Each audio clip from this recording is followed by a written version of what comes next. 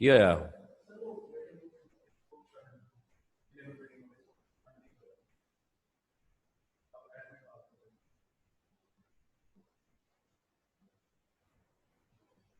मेरी क्लास कोई बाहर नहीं आएगा, मेरी क्लास में कोई बाहर आएगा। अच्छा चेक कर रहे जी जरा, तो मामा 15 मिनट ऊपर हो गए मेरे।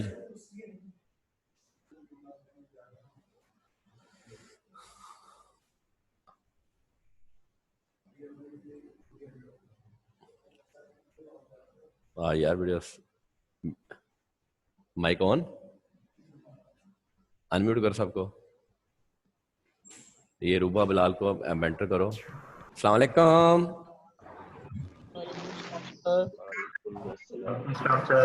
जुमा मुबारक हो जी आप सबको। खैर मुबारक सर, आपको भी सर। दुआ करते रहें अपने लिए, अपने अपने अपने घर वालों के लिए, अपने कॉलेज के लिए, अपने मुल्क के लिए, पूरी दुनिया के लिए दुआ करते रहा करें।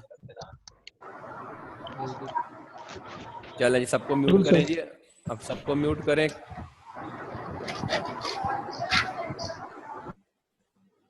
Anybody have any question from the yesterday's lecture? Please raise a hand. Anybody have a question from the yesterday's lecture, Provident Fund? Please raise a hand. जी गुल मोहम्मद, जी गुल मोहम्मद को अनम्यूट करें। अस्सलाम वालेकुम सर। वासलाम जी बेटा। सर अनरिकॉग्नाइज्ड प्रोविडेंट फंड में आपने कहा था पेमेंट ऑफ अकोमोडेटेड बैलेंस है। हाँ, ये पूछना चाह रहा था कि इसे सर हम सैलरी में काउंट कर, सैलरी इनकम में काउंट करेंगे या फिर सैलरी इनकम में? सैलरी पढ़ी हम सैलरी रहे हैं, सही ठीक है, सैलरी इनकम में काउंट करेंगे। अली हसनैन, अली हसनैन।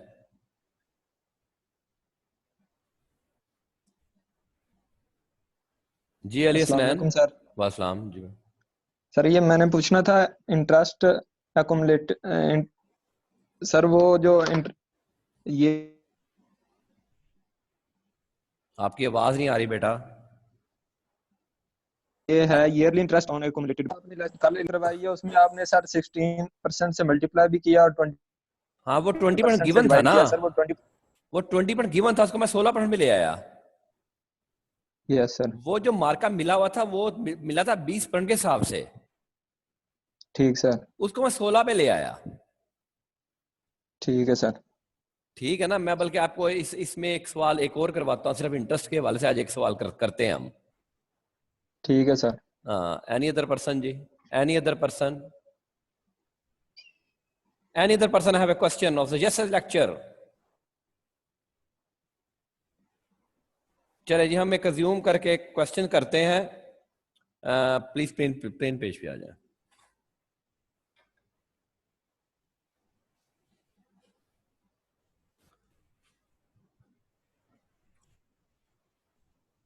हम कहें जी से क्वेश्चन है, इलस्ट्रेशन है।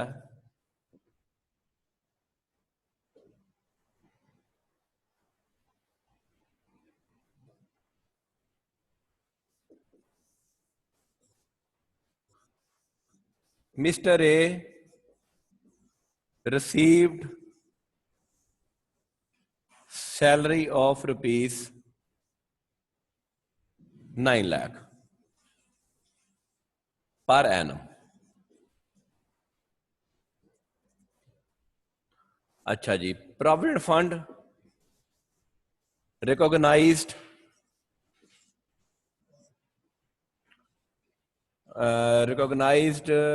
आप कर लें एट द रेट ऑफ 12%। जब भी अच्छा, इंप्लाई और एम्प्लॉयर का कंट्रीब्यूशन हमेशा होगा, ठीक है जी, दोनों का 12% है, उसका भी 12% है। अच्छा, ऐसे एक और ज्यूम फिगर डाल लेते हैं, इंटरेस्ट क्रेडिट। इंटरेस्ट क्रेडिट की हम कोई फिगर डाल देते हैं at the rate of 20% is equal to, हम डाल लेते हैं जी से 4 लाख से।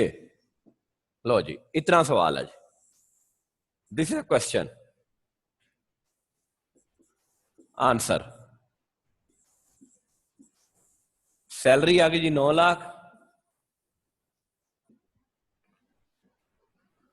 अच्छा, provident fund, employee contribution 0, provident fund employer contribution 9 lakh का 12% करना, 12 ना 96, 96,000, 1,08,000, सॉरी, ये आ गया जी 1,08,000। एग्जेम्प्ट, एग्जेम्प्ट क्या है? एग्जेम्प्ट या 1.5 लाख रुपया है या 10% है। 10% ऑफ, क्योंकि वो बेसिक सैलरी कर देंगे, क्योंकि वो डीएनएस अलाउंस को नहीं दिया गया हुआ, तो वो क्या आ गया 90,000। इन दोनों में से लेस क्या है? 90,000 लेस हो गया, 18,000 टैक्सेबल हो गया। अब आ जाए जी इंटरेस्ट क्रेडिट। अच्छा, इंटरेस्ट क्रेडिट में आपको अगले पेज पे जरा ले जाता हूं, मेरे पास स्पेस कम है। इंटरेस्ट क्रेडिट 20% है, ये 20% है, 4 लाख रुपया। अब अगले पेज पे जरा ले जाता हूं, interest credit at the rate of 20%, 4 lakh. अब इसमें से एग्जेम्प्ट क्या है? 16% के हिसाब से एग्जेम्प्ट है। 4 लाख का 16/20, इसको मैं 16% के ऊपर ले आया, कितना आ गया जी? 3,20,000। 3,20,000। दूसरा क्या है? 1/3 ऑफ सैलरी। 1/3 ऑफ सैलरी क्या है? 9 लाख का 1/3, 3 lakh. Whichever is higher is exempt.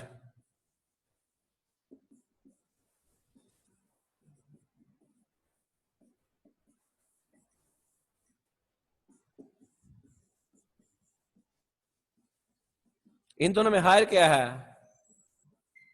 3,20,000। Taxable क्या आ गया? 80,000। पीछे मेरा क्या था? 9 लाख और 18,000।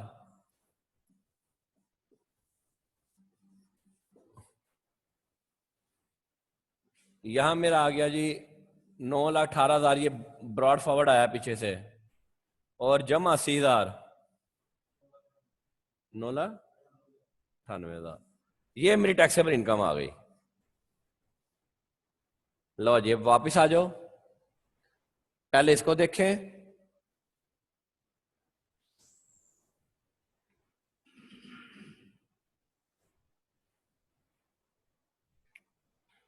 पहले provident fund employee contribution, no employer contribution, 12% 1,08,000 बनता था।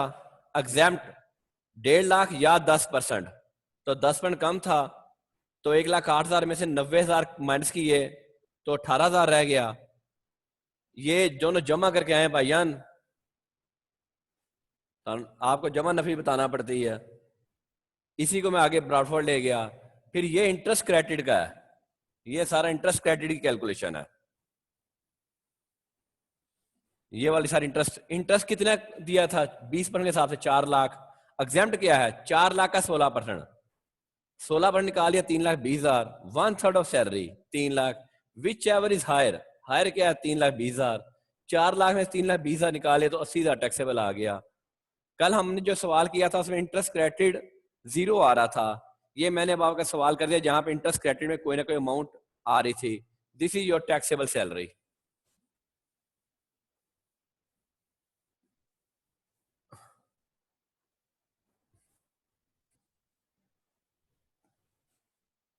ये पिक्चर ले लें आप लोग।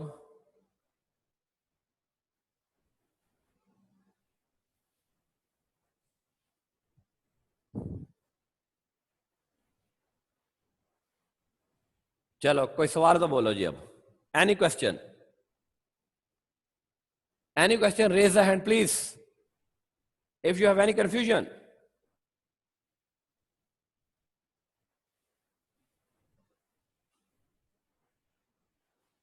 Anybody have?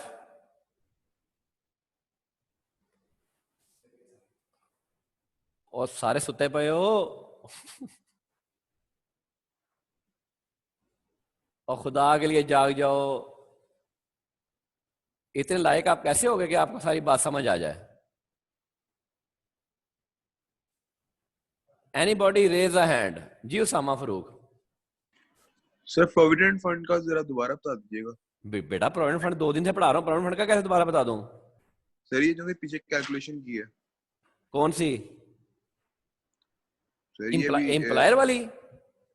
हाँ जी सर। एम्प्लॉयर में वो कहता क्या है? कहता है एग्जाम्प्ट क्या होना है? 10% बेस सैलरी, 10% सैलरी और 1,50,000 which ever less is exempt.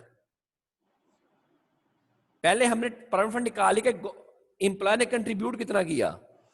पहले हाँ हमने जी सर। पहले हमने निकाली एम्प्लॉयर ने कंट्रीब्यूट कितना किया। कितना किया कंट्रीब्यूट एम्प्लॉयर ने? 1,08,000। हाँ जी सर। अब इसमें से एग्जाम्प्ट कितना होना है? 1.5 लाख सर रुपया। मुझे ये हाँ एम्प्लॉयर ने किस तरह कंट्रीब्यूट किया ये कैलकुलेशन पुत्र कल कहाँ थे? सर कल की क्लास मिस की थी। मिस की थी ना, बस फिर अब मैं नहीं बेटा, कल मैं 1 घंटा मैं दोबारा नहीं बोल सकता, सॉरी। ठीक है सर। ठीक है, थैंक यू जी। Any other person? चले जी, अब हम प्रोविडेंट फंड हमारा कंप्लीट हो गया। जिसने कल की क्लास मिस की उसने तांगा चलाया। अल्लाह अल्लाह और खैर सल्लाह। चलो जी आगे चलो जी, अगला नोट्स पे आ जाए जी। अब तांगा ही चलाया ना उसने। अच्छा जी, पीछे आइएगा, प्रोविडेंट फंड पे आइएगा पहले जरा ना। नहीं पीछे से चले ना, पीछे अगर मिसिंग क्या है, मिसिंग क्या है वो देखें। अच्छा ये प्रोविडेंट फंड ही है, ठीक है, ये मैंने पढ़ा दिया है। आगे चलें आगे चलें आगे चलें। एक्सरसाइज हो गई ये बेटा, आप लोगों ने एक्सरसाइज खुद ही करनी है। अच्छा सुपर एनुएशन फंड, अच्छा ये भी एक रिटायरमेंट बेनिफिट है। सुपर एनुएशन फंड भी एक रिटायरमेंट बेनिफिट है।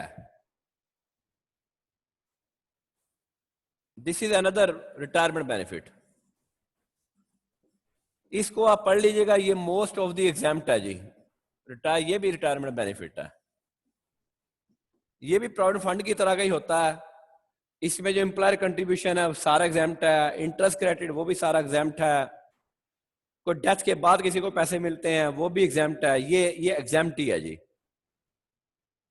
लेकिन बस शर्त क्या है कि अप्रूव्ड बाय द कमिश्नर हो। अगर नहीं अप्रूव्ड है सारे टैक्सेबल,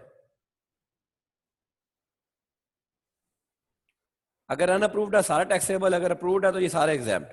आगे चलें जी, आगे चलें। हाँ जी अदर बेनिफिट्स ये जरा देखिएगा, अदर बेनिफिट्स ये जरा थोड़ी सी बात। अच्छा जी कोई बेनेवलेंट फंड मिलता है, ये आप लोग अक्सर हमसे फॉर्म साइन करवाने आते हो, वजीफे के, बच्चों के वजीफे के बेनेवलेंट फंड मिलता है, सरकारी अफसर को मिलता है benevolent fund.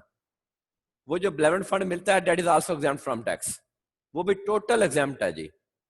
Any benevolent grant paid from benevolent fund to the employees और the member of the family, ये आप लोग साइन करवाते हो ना हमसे वजीफे के, आपके अब्बा को मिलता है तो वो डेट इज टोटली एग्जाम्प्ट, ये टोटली एग्जाम्प्ट है। अच्छा जी ये अदर बेनिफिट्स हैं जनाब, ये भी टोटल एग्जाम्प्ट है। लेकिन कौन कौन से हैं ये जरा देखिए।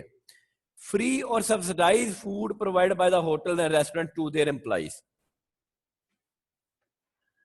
अत्तर साहब टिप्स में जॉब करते हैं, मेरा ये होटल नहीं है, मैंने इनको कूपन दिए कि भाईजान आप अपनी फैमिली के साथ 10 दिन खाना खाइएगा, वो कूपन थे 1 लाख रुपए के, वो टैक्सेबल होंगे। लेकिन अगर ये होटल होता और मैं अत्तर साहब से कहता हूं जी आओ जी यहां बैठ के खाना खाओ, तुम्हारी फैमिली भी यहां बैठ के खाना खाए, तो ये एग्जाम्प्ट रहना था। नेक्स्ट, अब हम अपने कॉलेज की एग्जाम्पल ले लेते हैं। अतर साहब के बच्चे यहां जी मुफ्त पढ़ते हैं, या बड़ी कम फीस में पढ़ते हैं तो ये तरह आपका बेनिफिट है, लेकिन ये टोटल एग्जाम्प्ट रहेगा, इसमें कुछ भी टैक्सेबल नहीं होगा।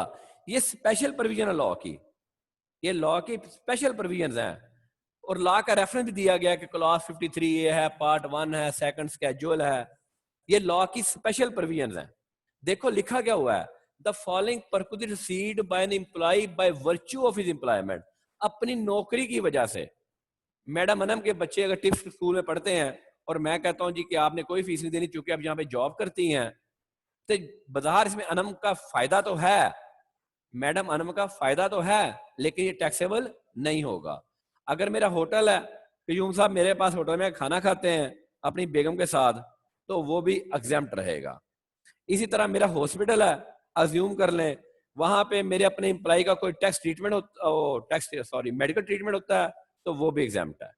ये तीन चीजें जो हैं दैट आर द एग्जाम्प्ट, सिर्फ तीन चीजें एग्जाम्प्ट हैं, रेस्टोरेंट्स, एजुकेशनल और hospital. Any question from yourself? Any question gentleman? इसको डाउन कर दो। Any question?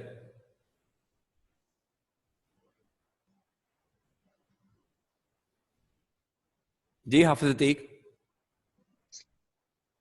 अस्सलाम वालेकुम सर। वासलाम। सर ये तीन चीजें उस वक्त एग्जाम्प्ट होंगी जब ये हमारी अपनी चीजें होंगी। हाँ जी, हाँ जी, अपनी अपनी अपनी चीजें होंगी, अपनी चीजें होंगी।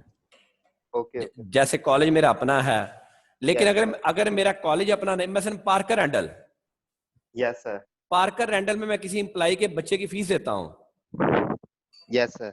तो वो एग्जाम्प्ट नहीं होगी। Okay sir. Okay thank you sir. Thank you. आगे चलें।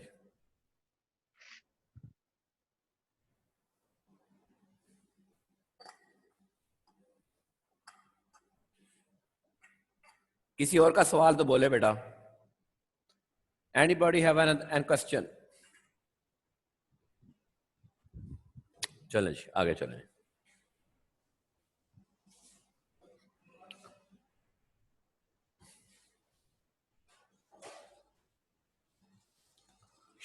टैक्स फ्री सैलरी नहीं अभी पढ़ाना, अभी ये मैं नहीं पढ़ा रहा, टैक्स फ्री सैलरी नहीं अभी पढ़ा रहा। हाँ ये पढ़ाते हैं टर्मिनेशन। अच्छा जी, इसको जरा ना आप tax on amount received on termination of employment, इसको जरा पहले आप देख लें, जरा एक दफा पढ़ लीजिए जरा। अगले पेज पे आइएगा।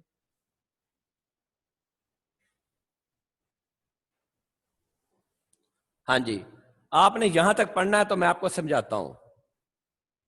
यहां तक आपने पढ़ना है, पहले पिछला पेज कर रहा हूं, आपको 2 या 3 मिनट दे रहा हूं, आप पहले पढ़ लें, फिर मैं आपको समझाता हूं जी। ये जरा tax on amount received on the termination of employment, फिर मैं आपको एक्सप्लेन करना शुरू करता हूं, जरा एक दफा आप पढ़ लेंगे तो प्लीज, जरा आप इसको एक दफा पढ़ लें।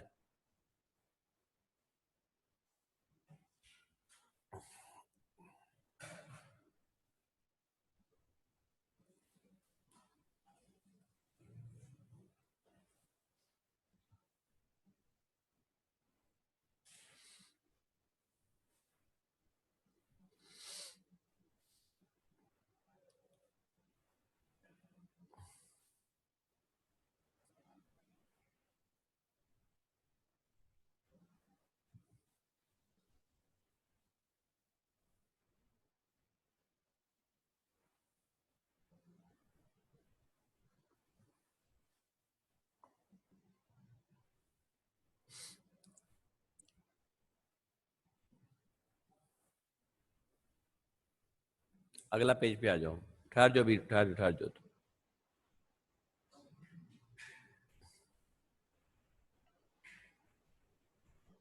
अगले पेज पे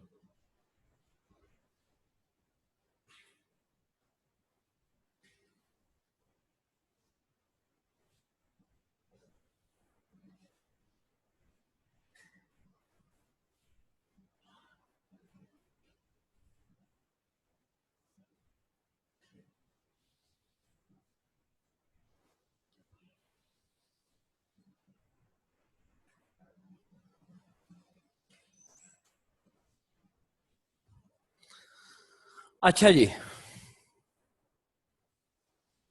गोल्डन शेक एंड पेमेंट है क्या, पहले ये समझे।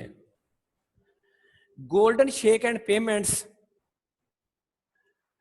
हमारे यहां स्टार्ट हुई 99 में।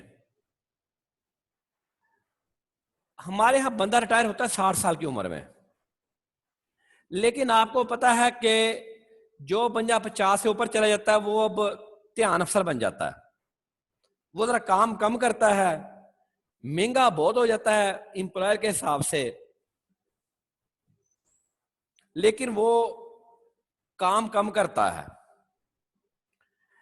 तो कुछ ऑर्गेनाइजेशन ये सोचा कि हम जो बूढ़े लोग हैं जिनका पुराना नॉलेज है, हम उनको अभी छुट्टी करा दें, कि बजाय ये कि आप 60 साल पे जाके हमारे पास जाएं, तो आप अभी हमसे चले जाएं 50 साल की उम्र में।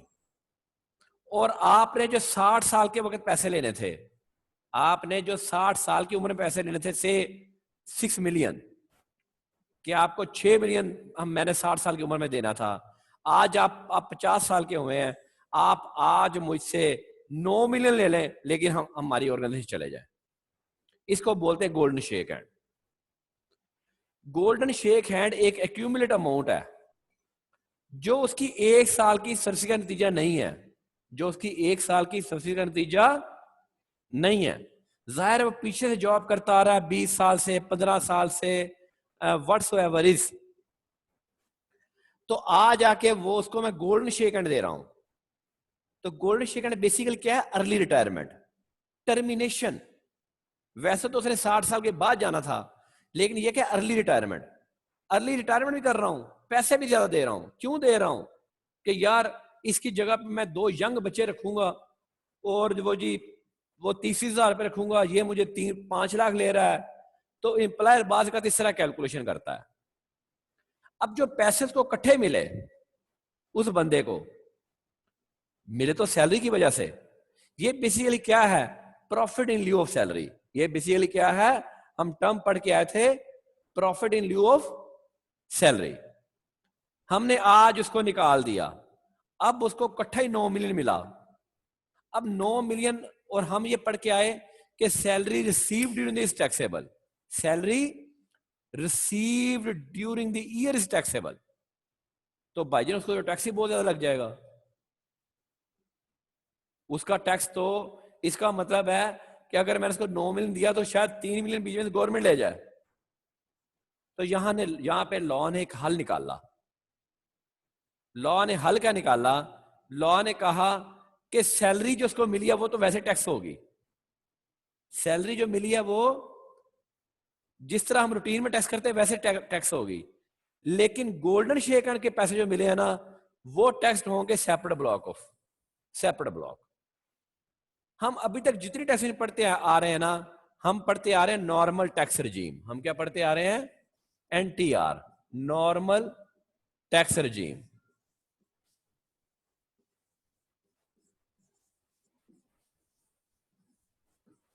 अब ये लफ्ज आपने पहली दफा सुना है, सेपरेट ब्लॉक। सेपरेट ब्लॉक का मतलब होता है किसी भी इनकम को खास टैक्स रेट लगा देना। वो टैक्स रेट नहीं जो दिया गया है, वो टैक्स रेट नहीं जो दिया गया है, जो हम लगाते आ रहे हैं अपने सवालों में। वो टैक्स रेट जो हमें वो टैक्स रेट जो है एक स्पेशल टैक्स रेट लगा दिया जाए। अब वो स्पेशल टैक्स रेट कौन सा होगा, लॉ कहता है खुद कैलकुलेट कर लें। लॉ क्या कहता है, वो टैक्स रेट आप, अभी मैं नहीं बता रहा, वो कहता है आप खुद कैलकुलेट करें। हर बंदे का वो वाला टैक्स रेट मुख्तलिफ होगा। अब वो टैक्स रेट निकलेगा कैसे, कहता जी द रेट ऑफ टैक्स कैसे निकलेगा, कहता जी A divide by B%। A क्या है, total tax paid by the employee of the tax income for last 3% tax year. पिछले 3 सालों में जितना टैक्स दिया, डिवाइड बाय जितनी उसकी टैक्स पिछले 3 सालों में टैक्सेबल इनकम थी, मल्टीप्लाइड बाय 100, मल्टीप्लाइड बाय 100, तो परसेंटेज निकल आएगी। यानी कि टैक्स पेड, अगर मैं इसको प्लेन पेज पे ले आइएगा जरा प्लीज।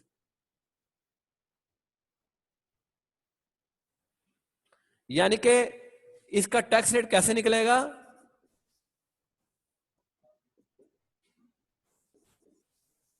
टैक्स पेड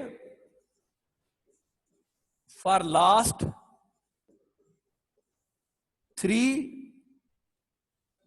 ईयर्स, जो पिछले 3 टैक्स ईयर से, divide by taxable income for last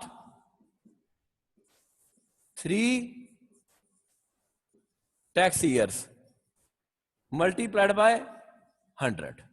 ये उसका कोई ना कोई टैक्स रेट आ जाएगा। अब मैं आपको करवाता हूं सवाल। यहां तक किसी का कोई सवाल है तो वो बोले, मैं फिर आपको न्यूमेरिकल करवाने लगा हूं, या पहले मैं बल्कि न्यूमेरिकल करवा दूं, फिर आपको बात समझ आएगी। कॉपी पेंसिल पकड़े जी, न्यूमेरिकल लिखे, शाबाश। सादा पेज पे आ जाओ। अगला, mister A received salary of rupees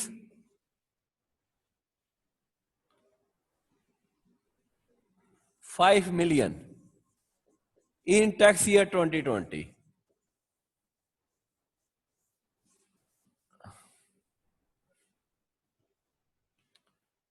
On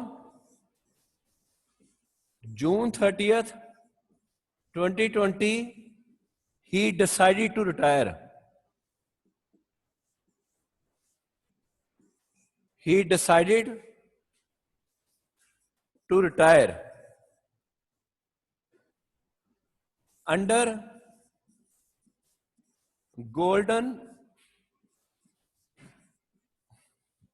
shake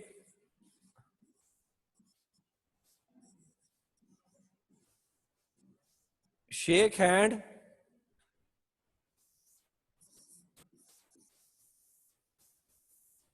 under golden shake hand scheme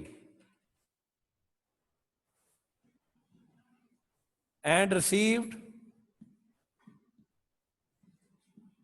rupees 10 million.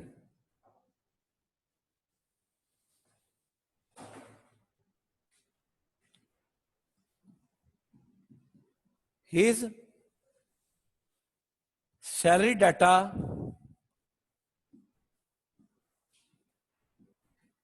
for last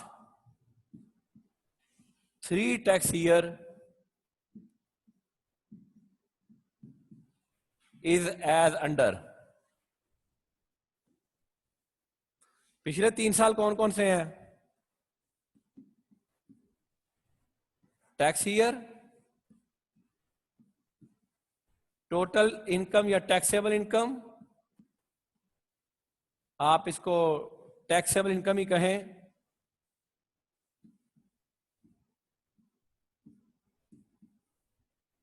और टैक्स पेड। पिछले 3 सालों में उसने कितनी इनकम डिक्लेयर की और कितना टैक्स दिया? पिछले 3 साल कौन कौन से हैं? 2019, 2018 और 2017। पिछले 3 साल में उसकी इनकम थी 4 मिलियन, 3 मिलियन और 2 मिलियन। उसने टैक्स दिया हुआ था जी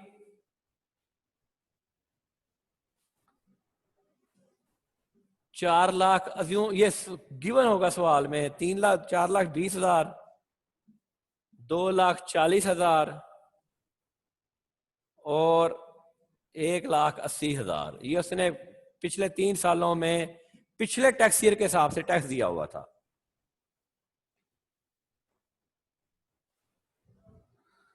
रिक्वायरमेंट क्या है? कैलकुलेट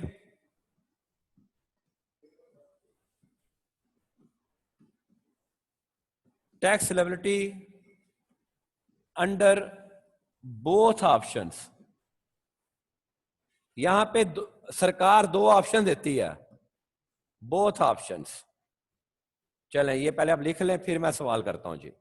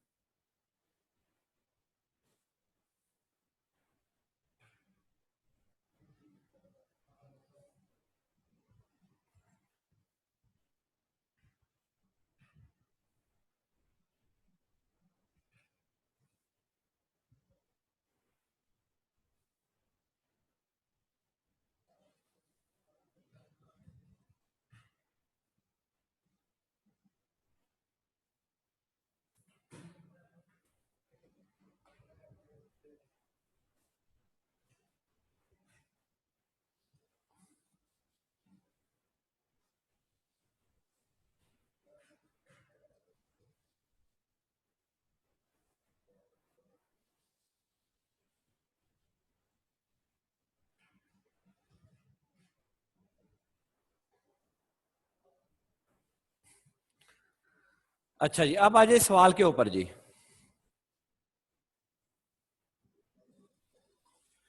ऑप्शन 1 क्या है? जो हम पढ़ के आए हैं कि सारी जो सैलरी सी वो टेस्ट कर दो। सैलरी कितनी मिली है? 5 मिलियन। और गोल्डन शेकन कितना मिला है?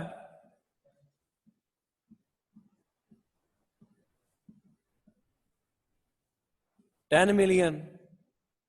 टोटल कितना हो गया? 15 मिलियन। ये टैक्सेबल इनकम आ गई। टैक्सेबिलिटी कितनी आ गई? हाँ जी,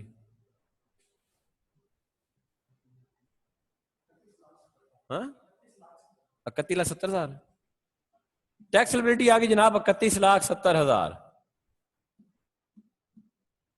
ये ऑप्शन 1 है। अभी ऑप्शन 2 हमने करना है।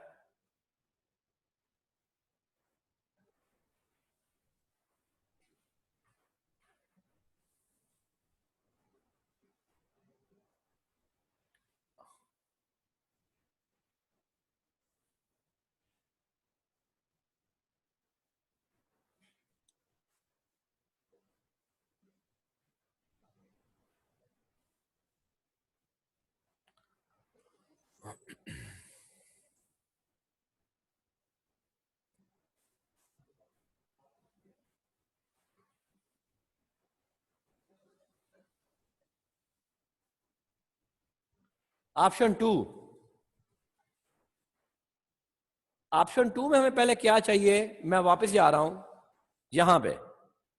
ऑप्शन 2 में हमें चाहिए एवरेज रेट ऑफ टैक्स। अब एवरेज रेट कैसे निकालेंगे? इन सबको जमा कर दें। ये कितना है? 4, 3, 7 और 2 9 मिलियन। 9 मिलियन। और ये कितना आया जी?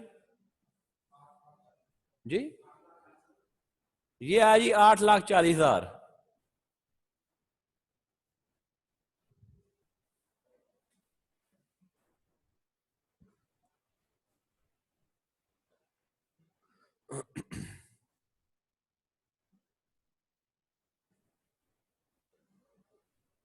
वन से नीचे चली गया या 1% नीचे चला गया? 10% नीचे 9.33। ठीक। लो जी, अब इसका एवरेज रेट निकाल लें।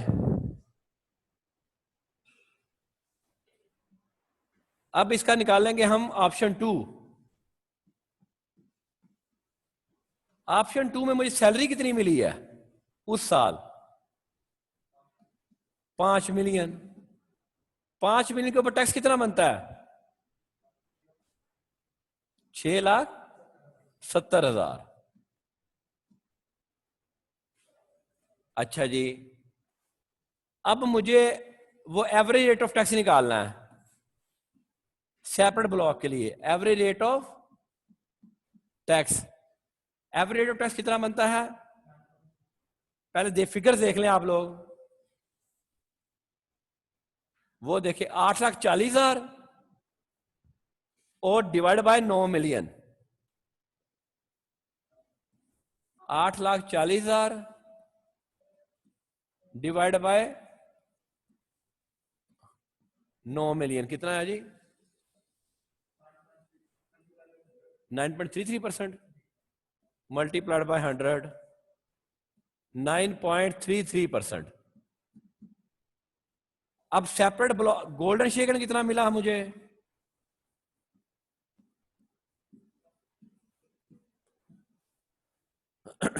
गोल्डन शेकन कितना मिला था जी? 10 मिलियन। 10 मिलियन को स्पेशल रेट लग गया। कौन सा? 9.33%। कितना आ गया जी?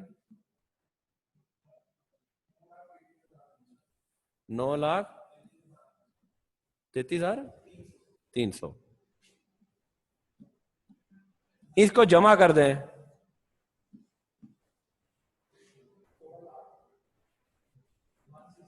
वन 160,33,00,000। ये आ गया जी ऑप्शन 2 के मुताबिक। ऑप्शन 1 में क्या था? 31,70,000। ऑप्शन 2 में क्या आया? 16,30,000। सो आप सवाल करेंगे option 2 is better. Option 2 is better. जो आपका एम्प्लॉय है वो 16,03,300 रुपये टैक्स देगा, वो 31,70,000 टैक्स नहीं देगा।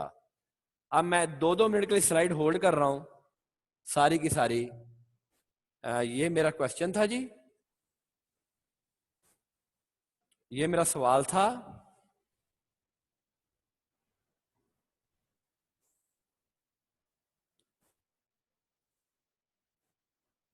यहां से मेरा ऑप्शन 1 शुरू हुआ कि जितनी तनख्वाह मिली, चाहे वो golden shake and salary received है, जो हम पढ़ के आए हैं कि तमाम salary received will be are salary received will be taxable, हमने उसके मुताबिक सवाल कर लिया। लेकिन कानून कहता है यार उससे ज्यादती हो जाएगी। ये जो उसको इकट्ठे पैसे मिले हैं, ये 10 मिलियन, ये जो 10 मिलियन इकट्ठे पैसे मिले हैं, ये उसकी 1 साल की सर्च का नतीजा नहीं है। तो आप इसको पिछले 3 सालों का एवरेज रेट ऑफ टैक्स लगा दें। हमने एवरेज रेट कैलकुलेट कर लिया, सैलरी को तो सैलरी वाले रेट लगा दिया, सिर्फ गोल्डन शेक हैंड को अलहदा रेट निकाला और टैक्स रेट लगा दिया, तो उसकी टैक्सेबिलिटी कम हो गई और वो बेचारा टैक्स देने से बच गया। लो जी क्वेश्चंस, अब सवाल बोलो जी। Any question gentleman? किसी का कोई सवाल है तो बोले जी। जी शकीब लोधी, जी शकीब, जी शकीब। मैं ये पूछना चाह रही हूँ कि ये जो सर गोल्डन चेक है उसकी शकीब अमाउंट आपकी आवाज नहीं आ रही। एम्प्लॉय, सर मैं ये पूछना चाह रहा हूँ जी जी कि बोल। जो गोल्डन चेक की अमाउंट का टैक्स है वो किसका एम्प्लॉयर ने किसका खुद टैक्स है? काट के देना है? सर जो गोल्डन चेक एंड अमाउंट ये जो 16 लाख है वो हाँ एम्प्लॉयर पे करेगा या हम खुद पे करेंगे नहीं नहीं, एम्प्लॉय जिसको पे मिलेगा? करेगा बेटा, टैक्सेबिलिटी तो एम्प्लॉय ने पे करनी है ना, एम्प्लॉय नहीं पे सही हो करनी टैक्सेबिलिटी तो। सर, नहीं लेकिन जो सैलरी की अमाउंट में से जो टैक्स निकलता होता है वो तो हाँ एम्प्लॉयर खुद पे करता है ना? हाँ जी, वो नहीं पे, वो जमा एम्प्लॉयर करवाता है, तनख्वाह किससे करता है? वो जी एम्प्लॉय से करता है। सही हो गया। मैं यही पूछना चाह रहा हूँ कि ये जो नहीं गोल्डन पुत्र, चेक है की अमाउंट टैक्सेबिलिटी अपनी अपनी, ठीक है। सही। वो हम सिनेरियो भी पढ़ेंगे, एक और सिनेरियो पढ़ेंगे, जैसे पिछला सिनेरियो मैंने छोड़ा है। अभी अब ना डिफरेंट सैलरी में डिफरेंट सिनेरियो आना शुरू हो गए हैं। अभी आज हम ओके। डिफरेंट सिनेरियो, देखो ये बिल्कुल डिफरेंट चीज आ गई हमारे सामने, गोल्डन शेक हैंड। किसी का कोई और सवाल तो बोले जी, म्यूट करो इसको।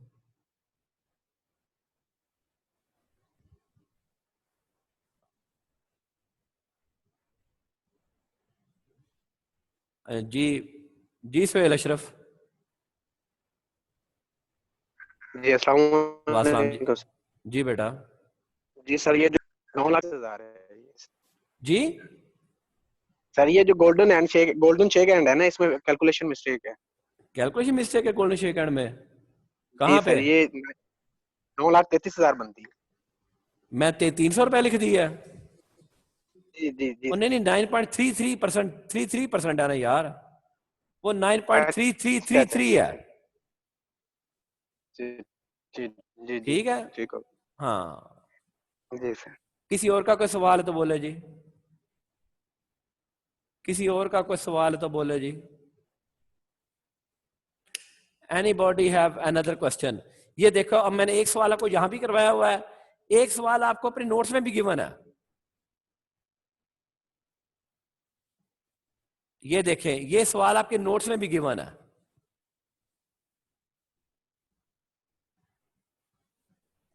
अच्छा, ये भी अब बाज कात आई कैप का करता है, आई कैप 4 साल का डाटा दे देता है,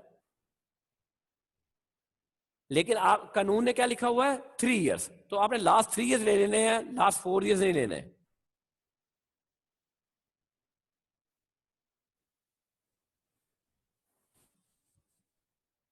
आप में से कल कोई मुझसे कोई डायरेक्ट भी क्वेश्चन करना चाहता है तो मैं कल इंशाल्लाह ताला क्लास पढ़ा के 3 बजे तक आप मेरे पास आ सकते हैं। यहाँ पे कॉलेज में आप मेरे पास 3 बजे तक आ सकते हैं। कल मेरी 10:30 11:30 क्लास है। 10:30 से कल अपना पेंसिल कलम आप जब मैं आऊँ तो आप होल्ड में रखिएगा। मैंने अब आपको मेजर न्यूमेरिकल लिखवाना है जिसमें सारा कुछ आ जाएगा, हम फिर रिपीट हो जाएगा ऑटोमेटिकली हमारा। किसी का कोई क्वेश्चन तो बोले जी, अनम्यूट करो जी सबको। जी जेंटलमैन बोले जी, एनीबॉडी? क्लियर हुआ ना जी? आज बेटा कोई ना आपने लेक्चर मिस नहीं करना, ठीक है? लेक्चर मिस करेंगे तो आप खुद प्रॉब्लम में आएंगे, मैं नहीं आऊंगा। मैं फिर आपको ऑफर कर रहा हूं कि अगर किसी ने कुछ समझना है तो वो कल आके समझ सकता है, लेकिन कल सुबह जब मैं क्लास शुरू करूं तो पेंसिल कॉपी, मैंने बोर्ड पे लिखना सवाल, मैंने सवाल आपको बोल के लिखवाना है, ठीक है? Okay sir. ओके ओके जी, थैंक यू वेरी मच। अल्लाह हाफिज। खुदा have a blessed Friday. You too. Thank you.